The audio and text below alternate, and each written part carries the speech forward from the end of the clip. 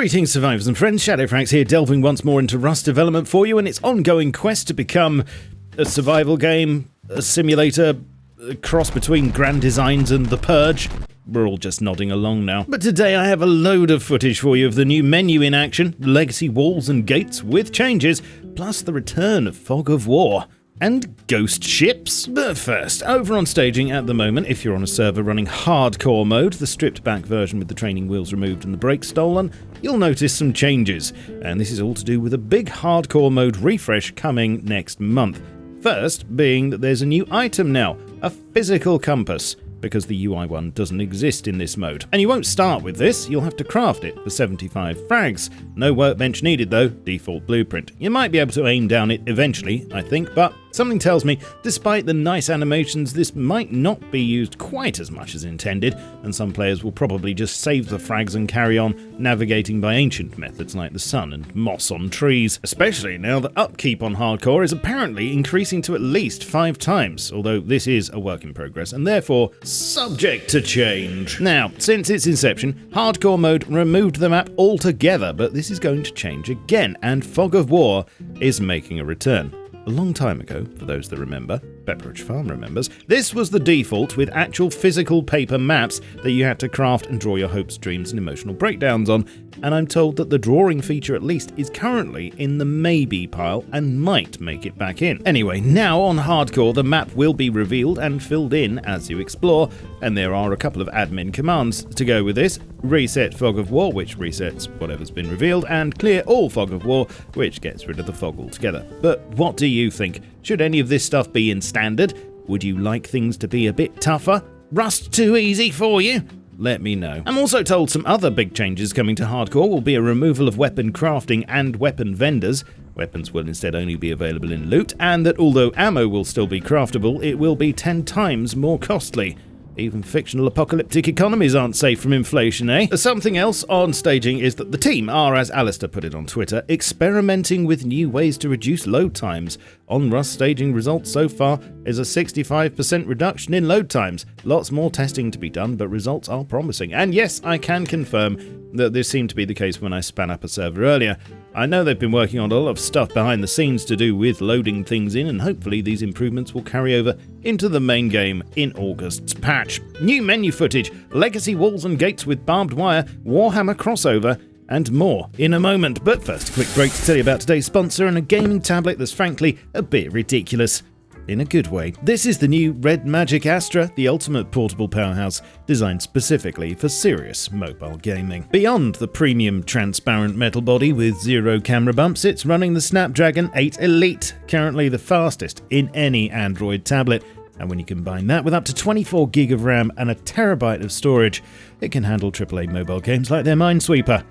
And anything else you care to fling at it. The screen's a 9.06-inch OLED running at 165Hz with a 2.4K resolution and up to 1600 nits brightness, so yes, you can actually see it outdoors without squinting like you've just been flashbanged. And it's got a 13-layer cooling system, including liquid metal, a dual vapor chamber, and a 20,000 RPM fan, so it stays cooler than the other side of the pillow in the Antarctic. And if you're the type who likes to consume nice big meaty blocks of content at a time, then there's an 8200 mAh battery to back you up, the largest in any tablet this size. So you're looking at 5.5 hours of high performance gaming or 30 plus hours of media playback with quick charging when you need it. It runs Android 15, supports USB-C high-speed transfers, wireless casting, customizable game modes, and as with all of Red Magic stuff, it comes packed full of plugins to enhance your games and give you more edge than a katana made of caffeine. To find out more and get your Red Magic Astra today, follow my link in the description below and pinned comment. Back to the video. And now I have a load of new footage of the new menu that's planned for release in next month's patch as far as I know. Here, first, you can see the general layout with the main home, play, store and inventory tabs across the top of the screen instead of the left, with the social section including party members, invites and messaging along the bottom. And in the server tab, things are shifting around too, with server categories along the top, and the filters on the left. There's a new gesture menu which will allow for gestures to be dragged, dropped and swapped around, with locked gestures available to buy or preview with a button that redirects to the store. And talking of which, the store section should be giving more in the way of previews of skins when you click on them, as you can see here first in the example of the Floors and Ceilings Wallpaper DLC. But best of all, for other skins you'll be able to zoom in, rotate and see them in all their close-up glory before deciding on a purchase. As I say, this should be making it in the next patch on August the 7th. The Legacy Wood Wall and Gate Pack's now been added to the store after an initial delay, and some things have been changed since the initial show and tell. First of all, you'll notice there are now barbed wire sections along the fronts, except directly above the gates, and although the walkways are still present, you can no longer place any deployables or turrets on them, not even a plant pot, only your feet. You can still open and close the doors from the walkway, ladders can be placed on the walls and onto the backs of the walkways, and shotgun turrets can be placed on walls and the underneath of the walkways too. Is this pay to something or the other?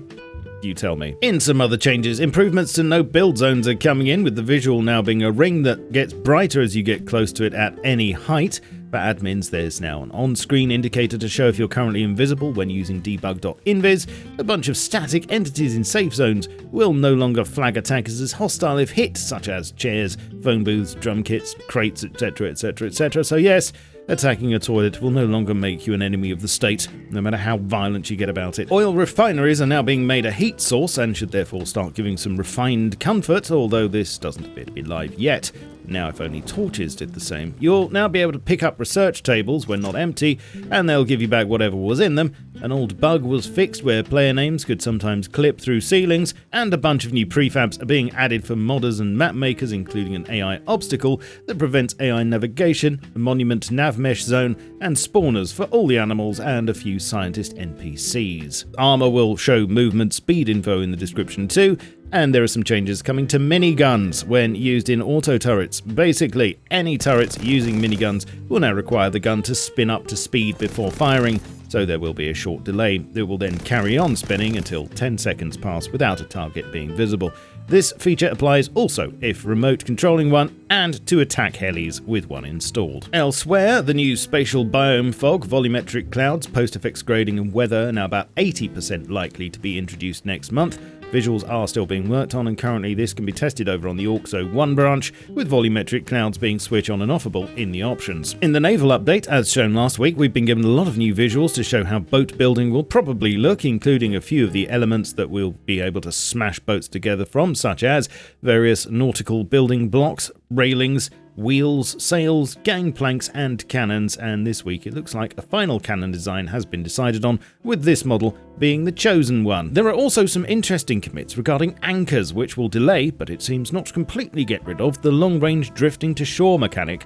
So it doesn't look like you'll be able to permanently leave a boat out in the ocean by using one. Also, sails will auto-close after 30 seconds of having no players aboard, in case of the inevitable man-overboard situations. Also, there are some intriguing commits relating to a ghost ship, and I'm just thinking that this might end up being a seasonal thing due to the timing of the Naval Update release, which I believe should still be in October, if you catch my drift. But I'll let you know as soon as I get more info. Other stuff coming up includes the Pilot Hazzy DLC in August, which will include a new Hazzy skin, an M15 pistol skin, and a new first, a Pilot Code Lock skin. This should be a one-off at the moment though, and there are no plans to make Code Lock skinnable on the workshop yet. The Decor Lighting DLC is slated for September's patch, and I've had a lot of you asking me when Warhammer crossover, which I did say I would look into this week for you. So just to recap, a little while ago there was a press release announcing a crossover between Warhammer 40k and Rust, and although there were no visuals, if you didn't read it, the plan is for a few skins such as a new unique hazmat, character and base cosmetics, and weapon skins. As to the exact nature of these cosmetics, we have to speculate right now, as nothing else has been said as far as I can see, and everybody who knows seems to have signed an NDA in their pet dog's blood. Maybe there will be an exclusive building skin. This could be a good opportunity to finally add a top tier one. The hazmat design could be very interesting indeed, and will there be any paintable minis? As for a release window, again, nothing's been announced yet, apart from the teaser, but there are currently a lot of hidden commits around, so if these have anything to do with it, then it might not be that far off. All depends really on whether it's set to coincide with anything else, such as the 40th anniversary of Warhammer 40k, which I believe should be in October 2027 according to research, although that is still a way off, and after all, that's just a theory. But not the copyright infringing kind. Please feel free to speculate in the comments below and tell me what you think to everything else that we've looked at today. Right, you are now up to date. Leave a like and a sub. Check me out on my socials, including my Steam group, and you can support my work here via YouTube membership, super thanks, and on Patreon. I shall catch you all soon, but in the meantime, keep calm and stay rusty. Cheerio.